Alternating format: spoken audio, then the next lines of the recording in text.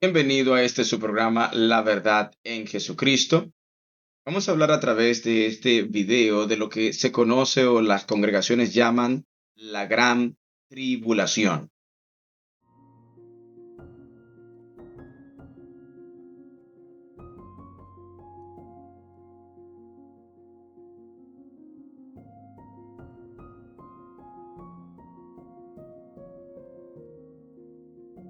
La Gran Tribulación, un tema que concierne y preocupa a muchos creyentes.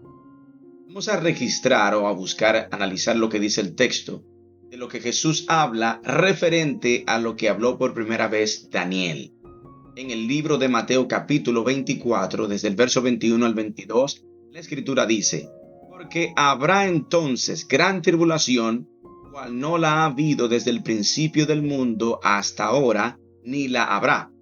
Y si aquellos días, este en el verso 22, donde queda para muchos la idea de que si la congregación, si la iglesia de Jesucristo pasa o no por aquel periodo llamado la gran tribulación. Leo en el verso 22.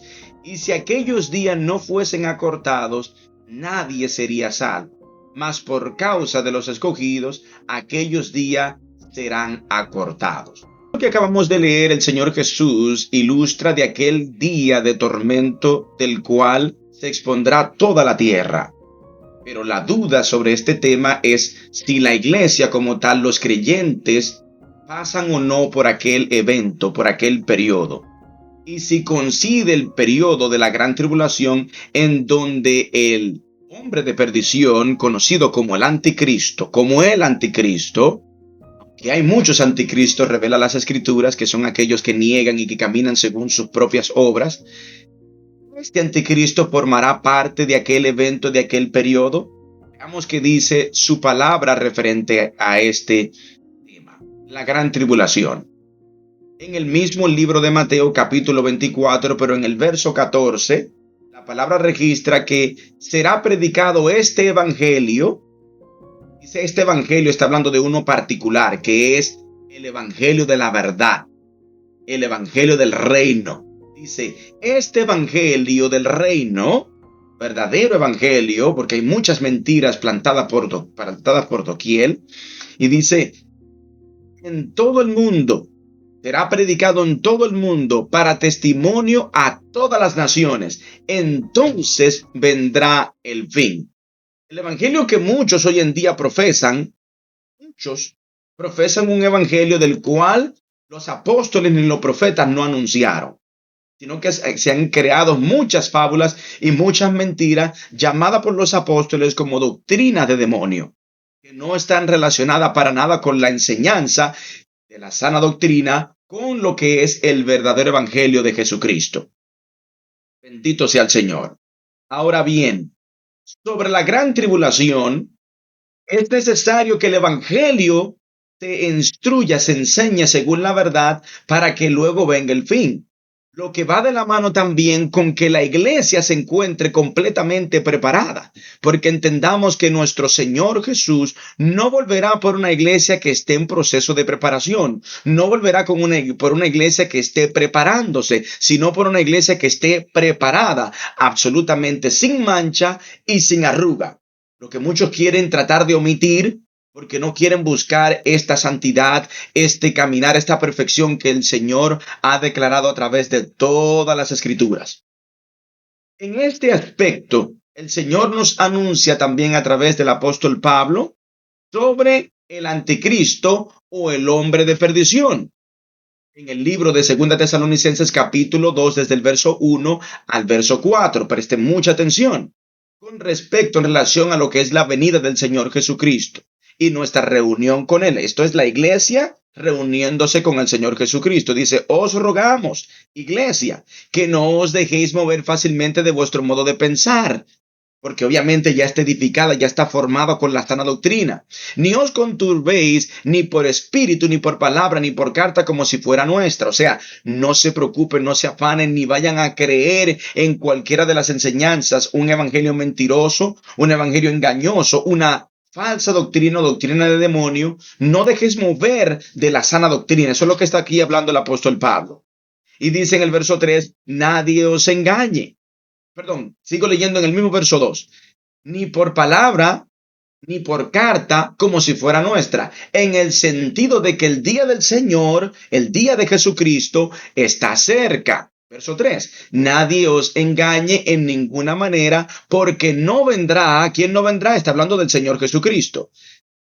No vendrá el Señor Jesucristo sin que antes venga la apostasía. El apostasía es este gran engaño que niega la fe, que niega la sana doctrina. Y dice en el mismo verso 3, y se manifieste el hombre de perdición, el hombre de pecado, el cual es el anticristo. Verso 4, quien es el anticristo, se opone y se levanta contra todo lo que se llama Dios y es también objeto de culto, tanto que se siente en el templo de Dios como si fuese Dios, haciéndose pasar por Dios. Bien claro, el apóstol Pablo señala en este contexto de lo que es aquel periodo, aquel evento de gran tormento, de gran tribulación que caerá sobre las naciones de la tierra. El anticristo toma lugar y obviamente cierra la boca de la iglesia. ¿Por qué? Porque él se coloca en la posición como si fuese Dios. Aquí hay una lucha. Y hay una lucha en donde la iglesia obviamente no va a intentar y no puede oponerse porque esto está profetizado de que tiene que acontecer. La gran tribulación acontece y toma lugar en las naciones de la tierra y el anticristo se presenta en las naciones, pero todavía la iglesia no ha ascendido. ¿Cómo podemos entender esto? Porque el libro de Apocalipsis capítulo 7 nos señala, desde el verso 13 al verso 14, cuando este anciano, que es un ángel, habla con Juan. En el verso 13 dice, entonces uno de los ancianos habló diciéndole a Juan, esto que están vestidos de ropas blancas, ¿quiénes son? ¿Y de dónde han venido? Juan le contesta y le dice, Señor, tú lo sabes. Y aquí le contesta y le dice el ángel, estos son los que han salido de la gran tribulación y han lavado sus ropas y la han emblanquecido en la sangre del Cordero. Claramente aquí la palabra nos enseña que obviamente la iglesia pasa por este periodo de la gran tribulación y hace que el anticristo luche antes de ascender, antes de estar con el Señor, luche contra la iglesia. El anticristo también es llamado con el título bestia. No es la primera bestia que registra Apocalipsis capítulo 13, sino la segunda bestia.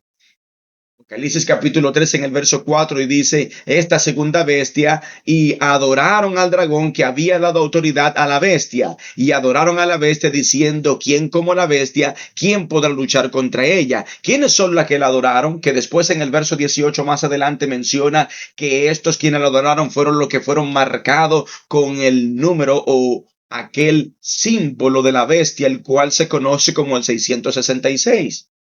En el verso 7 del capítulo 13 de Apocalipsis dice, y se le permitió hacer guerra contra los santos. ¿Quién? La segunda bestia, el cual es el anticristo. ¿Quiénes son los santos? Los santos son aquellos que caminan según la voluntad de Dios. Esta es la iglesia.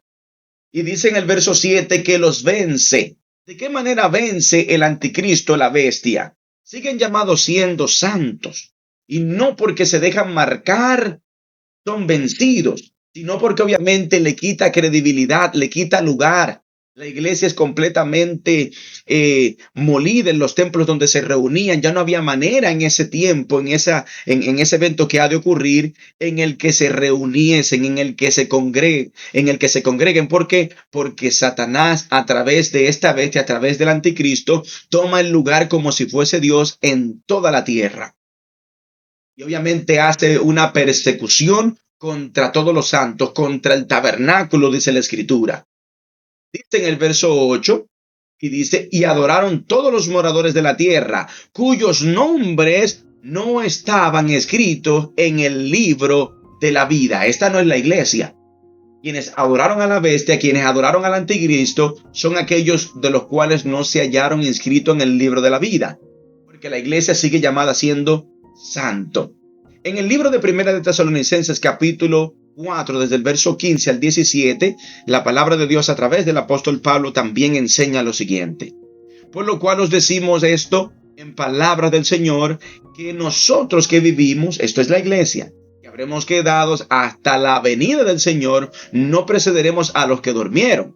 Porque hay un grupo que murió y esto es lo que la palabra considera que duermen. Porque el Señor mismo con voz de mando y con voz de arcángel y con trompeta de Dios descenderá del cielo. Y los muertos en Cristo, esos son los que duermen, resucitarán primero. Y luego los que están aquí en la tierra, que es la iglesia, que es el pueblo santo del Señor, dice, los que hayan quedado serán arrebatados juntamente con ellos en las nubes para recibir al Señor en el aire y estar siempre con el Señor Jesús. Esto es palabra de Dios. La iglesia pasa por la gran tribulación, pero por la misericordia de Dios es salva. No es sellada con aquel sello de la bestia del cual los moradores de la tierra son señados y engañados para su perdición. Que el Señor siga iluminando a todos y cada uno.